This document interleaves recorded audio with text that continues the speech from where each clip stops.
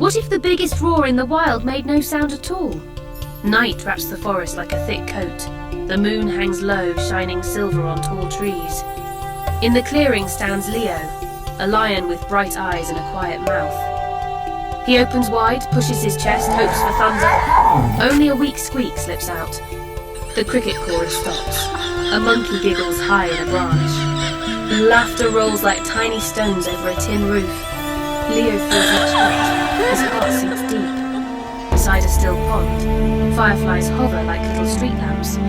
They circle his mane, blinking as if asking, is a voice only sound or is it heart? Leo lowers his head, he whispers, one day I'll speak. The night answers with soft wind that smells of rain. From far off, hyenas jeer. The forest writes him off as weak. Yet in every quiet cub a storm waits. Silence can hide power. Dawn cracks like a slow drum roll over the green roof of the great forest. Gold light touches every leaf, yet one patch stays dim, the place where Leo hides. He is no cub now. His paws are broad, his mane already thick. Still he moves like a shadow, careful not to draw eyes. Each morning he walks to the flat rock, the one lions use to greet the sun with a proud roar. He fills his lungs, feels them burn, then lets his voice fly, nothing but to speak. Birds freeze, squirrels snort. A pair of young hyenas slap the ground, laughing until their ribs ache. Leo's chest grows hot. He remembers father's roar, how it shook fruit from trees, and mother's gentle purr that told him he would find his own sound one day. But days have stacked like old stones and still no thunder comes. Now whispers track him, silent, broken, not a real king. He chews those words like bitter leaves. Something deeper than pride aches, fear that the forest is right. Yet when the others leave, he sees claw marks on the rock, proof that someone, maybe him, kept trying. He presses a paw over them and swears he will try again tomorrow. 3 dry moons passed. The river that once sang now whispered. Stones baked red in the sun, leaves curled like old paper. Small animals limped to puddles and found dust. One dawn, a group of beasts met under the broken fig tree.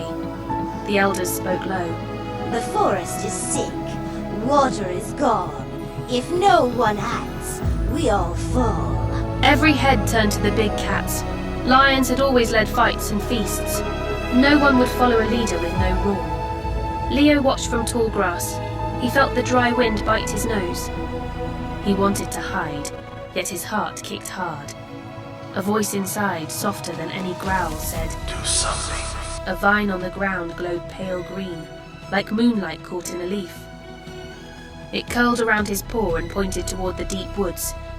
The vine tugged once, gentle but firm. Leo's legs shook, but he took one step, then another.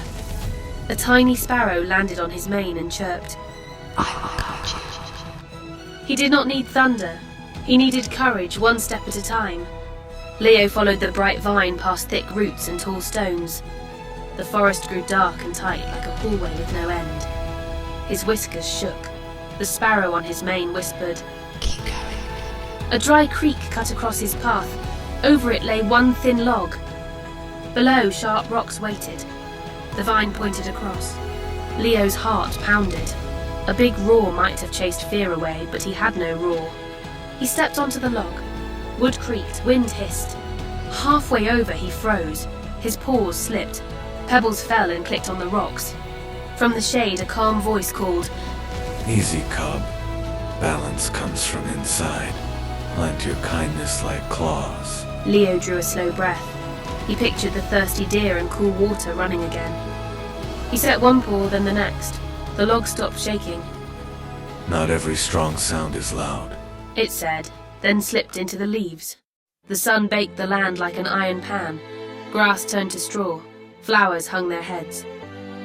Even the tall trees that once sang with wind now stood quiet, leaves limp as old flags. A thin zebra stumbled near a dry pool and stared at cracked mud where water used to shine. A baby rabbit cried for shade. The forest was hurting and everyone felt it. From a ledge of stone, Leo watched. His paws itched to help, yet his throat stayed tight. He remembered another hot day long ago.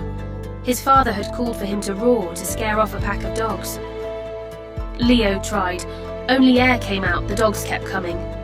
Father fought them alone, got hurt and limped for weeks. Leo carried that shame like a thorn. Now the same fear pressed on his chest.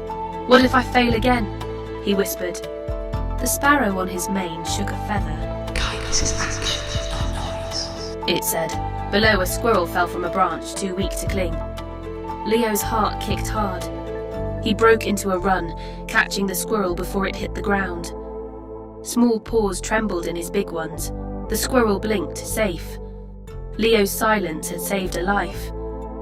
Night felt like a heavy coat, even with the sun climbing. Leo woke early and gasped at the hot air. It stung his nose like smoke. Grey ash drifted from dying leaves. He padded to High Rock, once a throne for loud kings. Below him lay dry pools, bent grass, and thin deer shaking on their legs. This is on me, he whispered. He planted his paws, pulled in all the breath he could, and pushed. The sound that came was less than a sigh. Old laughs echoed in his mind. Monkeys, hyenas, even a memory of father's roar rolling like thunder. His chest burned, his legs trembled, he dropped to his knees. Wind swirled dirt into small angry twisters. The sparrow on his mane opened its beak, but Leo waved it away. No more, he said. A lion without a roar is no king. For the first time he feared he might never rise again. A weak cry slid on the wind. Leo lifted his head. Near the dead fig tree, a tiny fawn lay trapped under a fallen branch. Its legs kicked the dust. The branch was thick, but the fawn was thinner than a twig. No one else could help. Most animals were hiding from heat and fear. Leo's chest still hurt, yet his paws moved. He padded over, muscles shaking. The fawn's eyes held pure panic. I can't breathe, it squeaked. Leo set his shoulder to the branch. He pushed. Nothing. He pushed again. Splinters dug into his skin. Pain flashed red. The fawn whimpered. Leo stepped back, sucked in air, and remembered the lizard's words. Balance comes from inside. He planted his kindness like claws. With a deep breath he heaved. The branch rolled free, dust flew. The fawn scrambled out and pressed its small head to Leo's leg. No loud cheer, no roar, just a heartbeat shared between two creatures. The sky burned red at noon. Hot wind shoved dust across the hills, rolling like rough waves. From the dark ridge marched a huge boar named Crag. His tusks were cracked stone, his eyes hard coals. Crag smelled weakness and wanted the forest for himself. Trees bent. Waterholes were only pits of dry pain. Crag stomped to High Rock and roared a roar Leo could not match. Go, or leave. The sparrow on his mane fluttered off and perched above, watching. You squeak like a broken reed. The words cut, but Leo felt the green glow of the saved fawn still warming his paws. Crag charged, the ground shook, dust flew. Leo did not run. Instead, he looked at the thirsty crowd behind him. The vine at his feet burst with light and wrapped around Crag's legs. Rain was only a dream these days, but just then a soft clap sounded far above. Clouds, dark as iron pots, rolled in like slow ships. Every eye turned to the sky, then to Leo. Water needed a door, and he was the key, though his key was not noise but heart. He walked to High Rock. His steps felt sure, like a drum in a quiet street. Crag lay dizzy below, tangled in moon-green vines. The big boar snarled, broke free, and charged again. Leo did not flinch. He placed himself between Crag and the crowd. One breath, two, and then kindness swelled inside him like rising song. It pressed against his chest until it had to leave. He opened his mouth. The sound was not loud, yet it rang clear. A low, warm note rolled over the land. Leaves lifted, dust danced, clouds cracked wide. Rain poured, cool, sweet, endless.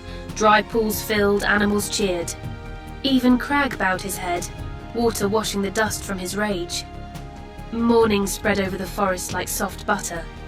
New grass sparkled with rain. Puddles winked in every path. It felt like the whole place took a deep breath after a long choke.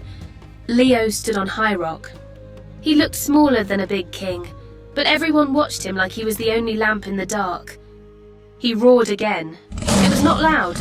It was warm, steady, kind. The sound kissed the air. Birds answered with sweet tweets. Deer bowed. Even Crag dipped his heavy head. Leo spoke.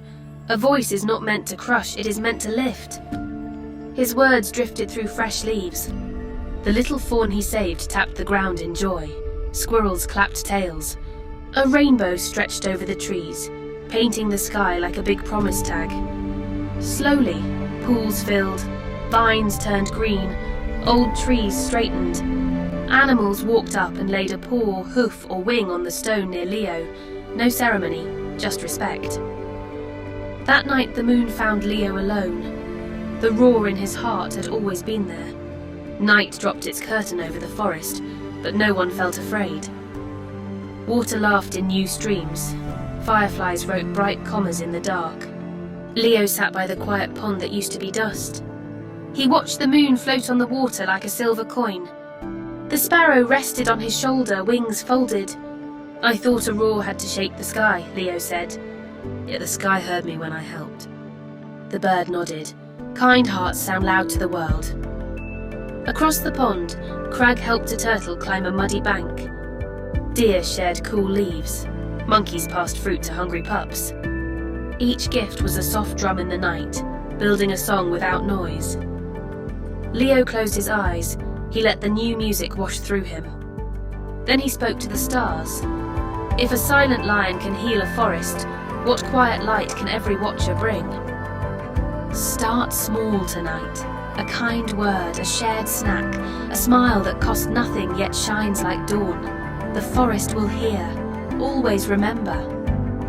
Thank you for watching. If you enjoy this type of content, please like, share, comment and subscribe. God bless.